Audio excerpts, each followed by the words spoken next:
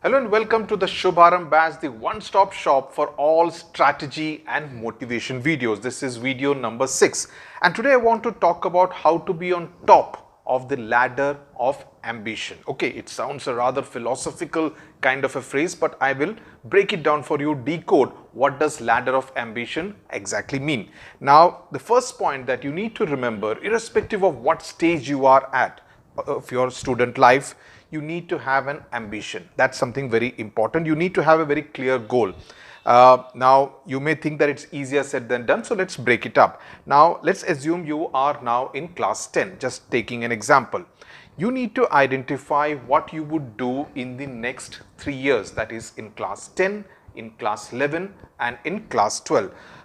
Depending on what your interests are. For instance, some of you may want to pursue medicine, some of you may want to pursue law, engineering, literature, dramatics, anything, right? So depending on what your interests are, you need to pursue and fix what are you going to be your targets in order to achieve that goal. Okay, now let's take an example. It could be, for instance, to do exceedingly well in class 10, right? It could be winning a music competition or a dramatics competition, or to prepare for NEET or CLAT or JEE.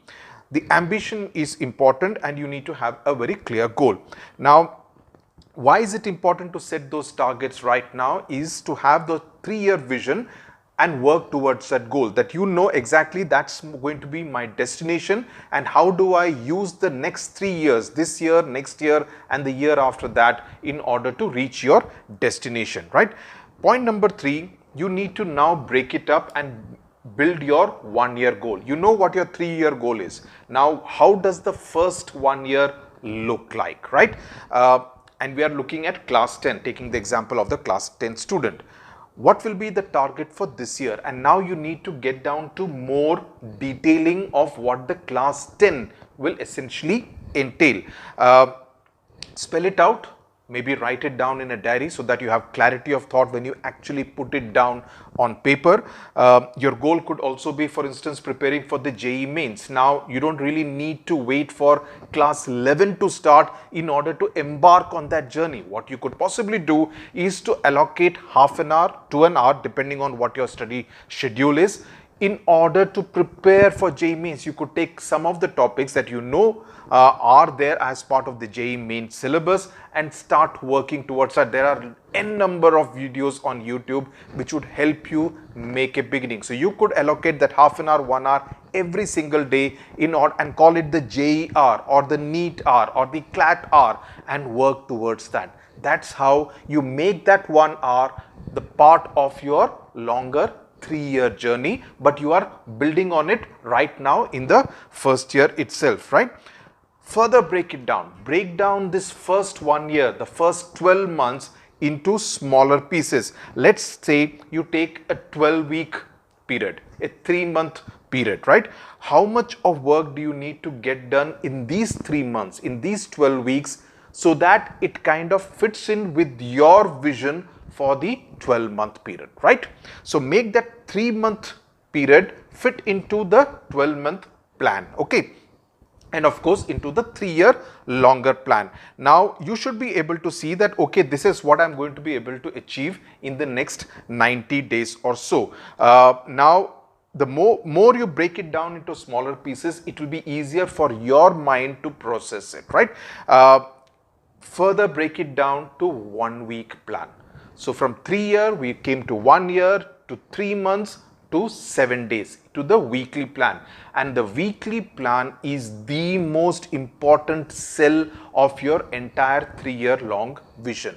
You need to do your weekly plans very well in order to ensure that your 3-year vision actually becomes a reality. Now, what do you do in this weekly plan? Now, you need to ensure that you say that, okay, this is what my targets are for this week. This is what I'm going to do, because you're very clear that what is my 3-month period. So you need to ensure that you are able to, you finish your targets for the week in order to ensure that you are not off target when it comes to the 90-day period, right?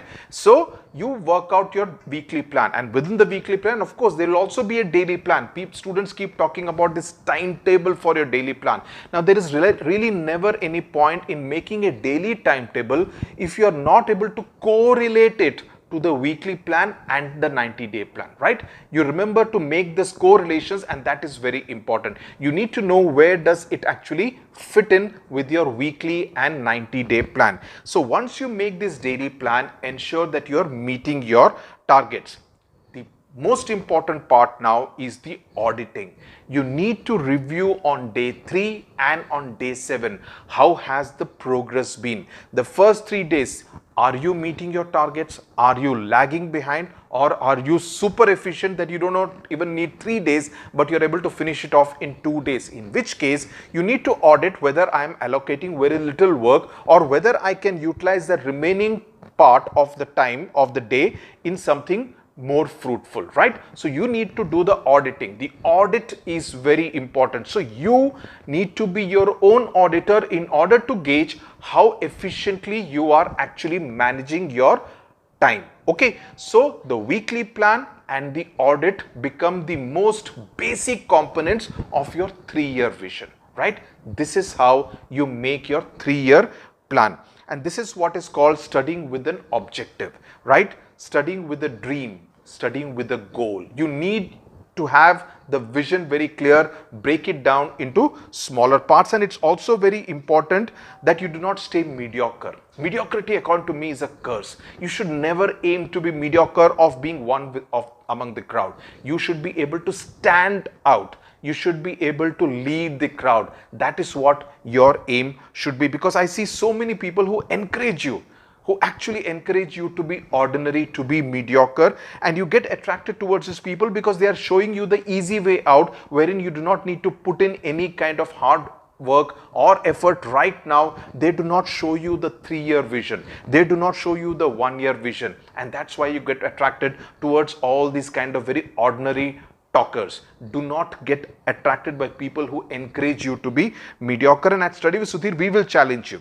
That's our motto. We will challenge you. We will throw challenges at you so that we are able to motivate you to achieve your true potential, because each one of you is a winner, can be a winner, and must be a winner, right? So you need to rise and achieve what you are truly capable of. And that is what we believe is living life with an objective and manage your life much better, right? Thank you very much for watching. All the best.